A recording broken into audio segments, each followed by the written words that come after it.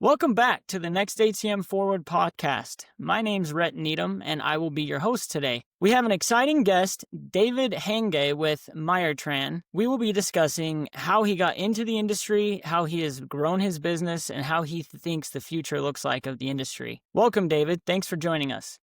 Problem, Rhett. Thanks for having me.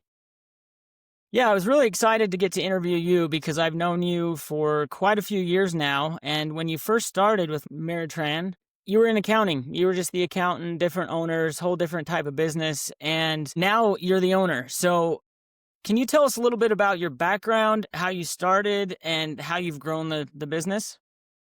Yeah, so I originally was hired by Mike Boyd and Craig Miter as owners of Meirtran just to be the CFO, right? Just to be the cash person, to do cash forecasting, help the company financially, and just kind of have another set of eyes on the books. I have a finance background, a finance degree from Northern Illinois University. Before Meirtran, I worked at GE Aviation and Abbott Laboratories, both in the suburbs here in Illinois. And that's how I came to Meirtran.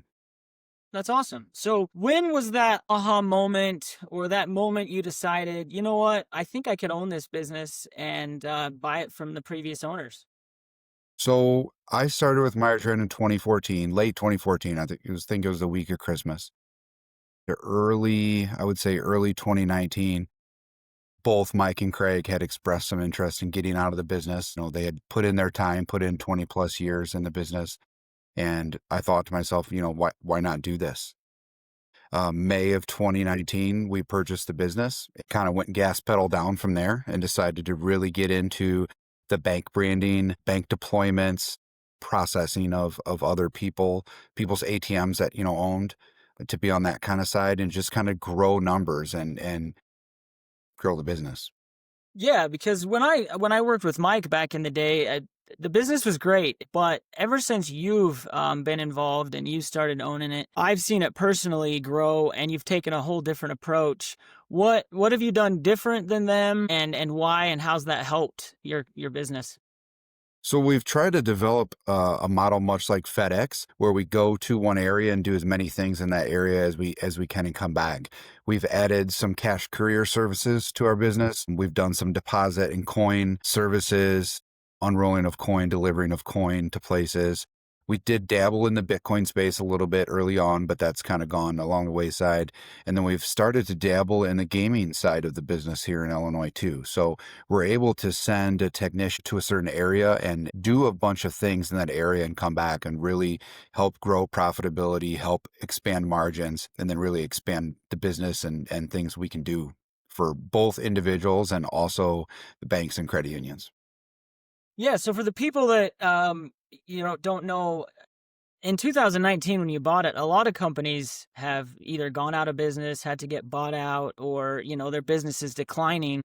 What are the biggest lessons you've learned and overcame since you've purchased it to make it successful? COVID was obviously the biggest challenge right away, right? COVID was March of 2020, so less than a year after we purchased the business. Here in Illinois, we did see there was a lot of small businesses that shut during COVID. So we did have a downfall, kind of a pull out of a market of a bunch of smaller family-owned businesses with ATMs.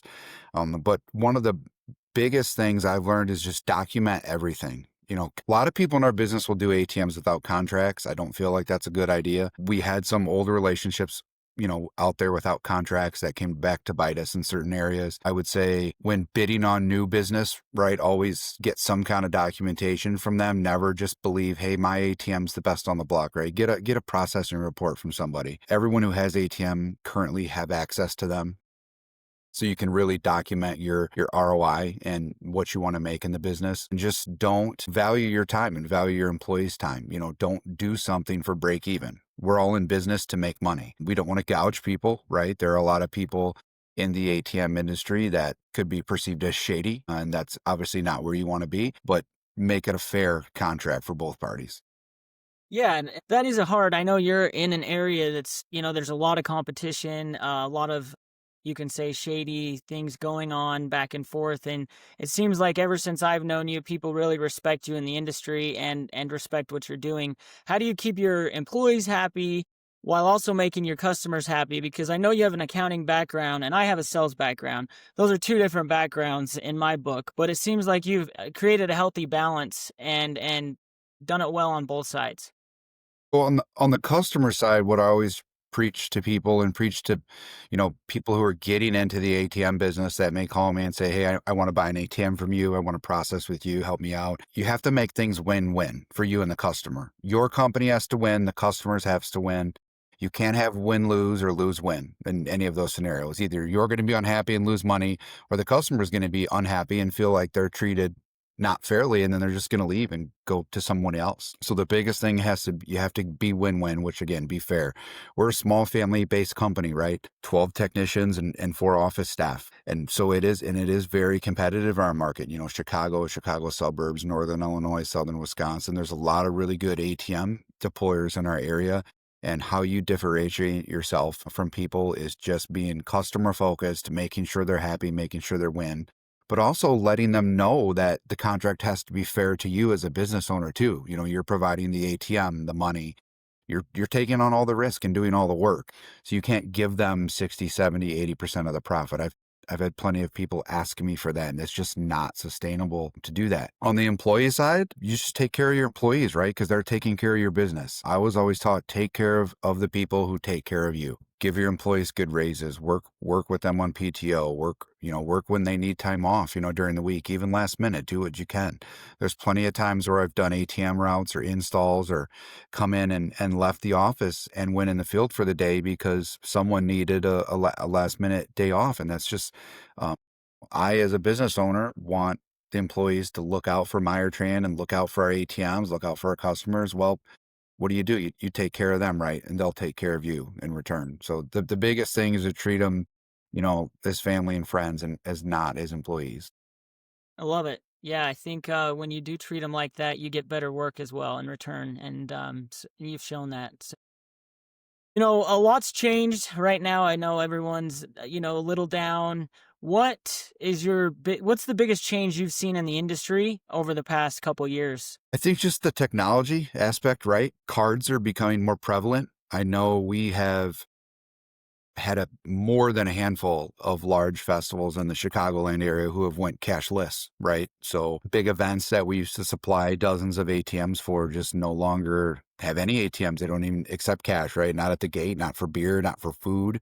So the technology aspect is changing. I think when the processors all get together and they figure out the Apple Pay side of things, your tap on the ATM, your NFC card readers are going to explode at that point. I know everybody wants them right now. We get a ton of phone calls from merchants, a ton of phone calls from, sub ISOs underneath us asking what our opinion is on them. I would say don't rush into the NFC until the processors know it's working. There are some processors out there, certain machines, certain hardware that it's fine right now. But again, everyone's got to get on the same page for some of that tap stuff to work through your phone still. That's kind of lacking. And that's what everybody wants, right?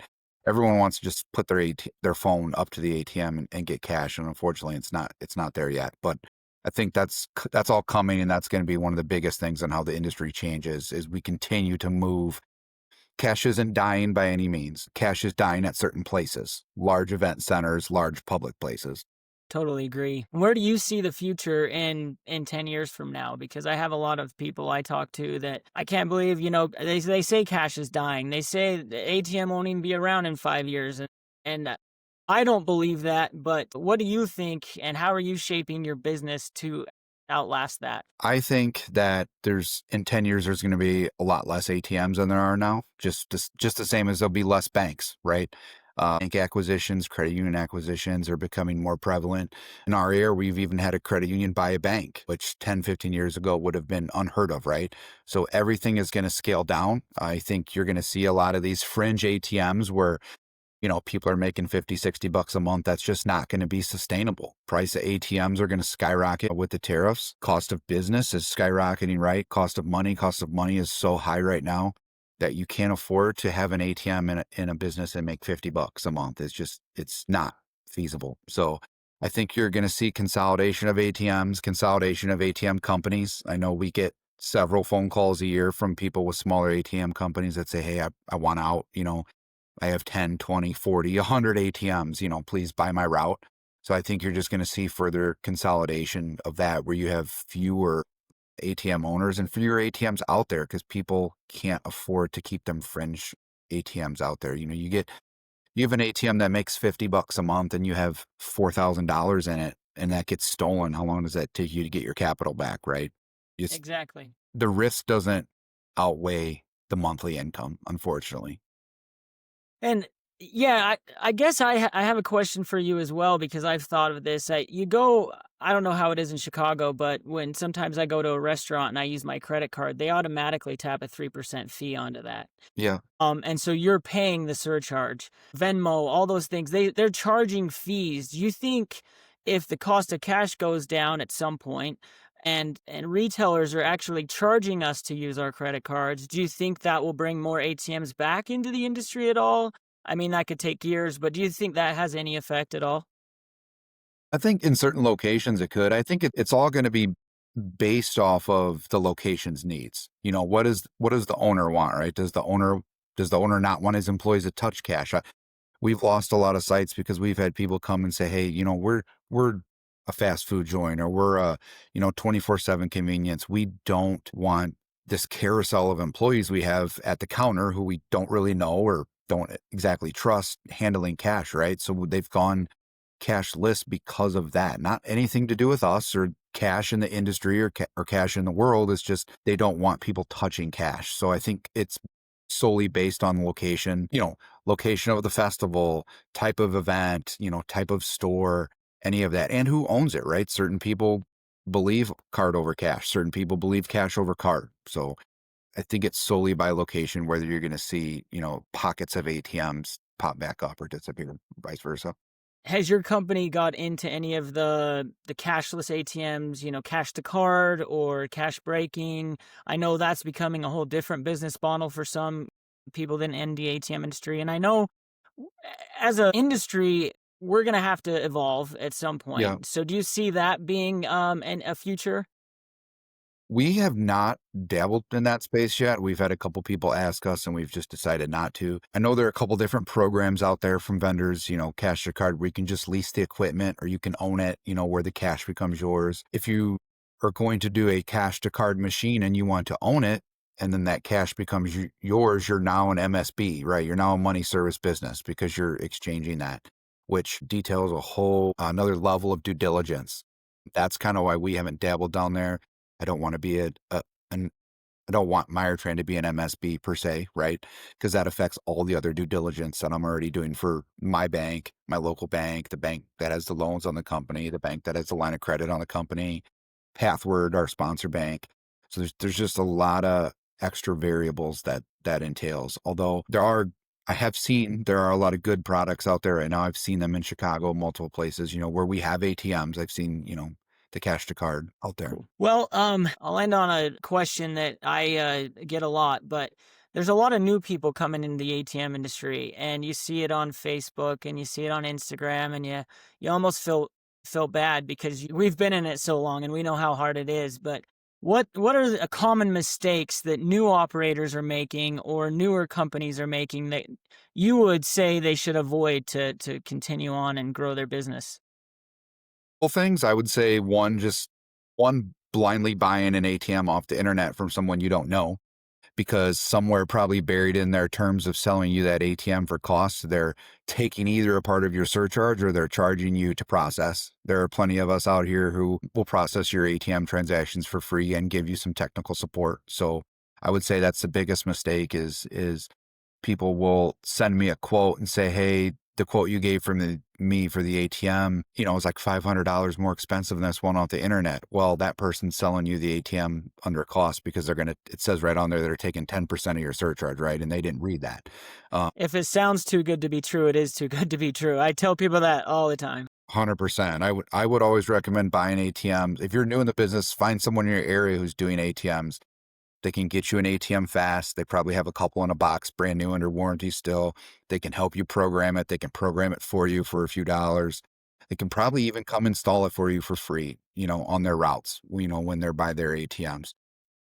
The other side of the second point is I would say value your time, right? Value time as a business owner and trying to grow your business, don't give deals away, right? Don't just walk into a place and offer someone 50-60% of the surcharge just to try to get someone else kicked out. You very well likely will lose money on that spot. But then second of all, you're going to create a pattern with this merchant that now they know, hey, in a couple years or next year, I can just ask you for more money because that was your sales pitch. And they go out to someone else and say, hey, give me this, and this guy's out. So if you're creating new sales and new locations like that, they're not going to be loyal to you. Build locations and build your route with relationships. Take care of your customers, and they'll refer you to other people. My cell phone just rings and they ask me all the time, like, is this the ATM guy? I'm like, yeah, yes, I can help you with that. So it's because our merchants are passing my cell phone on to people, right? Because we've taken care of them. So I would say those are the two biggest things. Just be careful and try to get someone in your area that can help you. Couldn't agree more. You guys are awesome. And I do think it comes down to trust because, if people that are giving money away and going in there and undercutting, it only hurts the whole industry, but it also hurts them because you can only do that so much before you just go out of business. So I think you said it perfectly. I have a few off the topic, last minute rapid fire questions. Okay. What's your favorite road trip snack? You're driving around loading machines. Peanut M&Ms. Ooh, that's a good one. All right, like that. What's the first concert you've ever been to? Carrie Underwood at Northern Illinois. This was right after she came out, and I lived in the residence halls as a junior, and actually our whole floor went because student tickets were super cheap. So it wasn't just to see Carrie Underwood's legs, No, right? she was relatively new at that point. I mean, I think she only sung for like an hour. Like she had her one album and wasn't very long. Awesome. If you weren't in the industry, what would you be doing today? I would probably still be doing corporate finance. Counting somewhere I else? loved both of the corporate finance jobs I did for the large companies. Like I said, Abbott and GE Aviation. So those were both a lot of fun, a lot different from what I'm doing here. But both of those jobs did a lot of project accounting and travel to seeing sites and seeing customers. So that was pretty cool.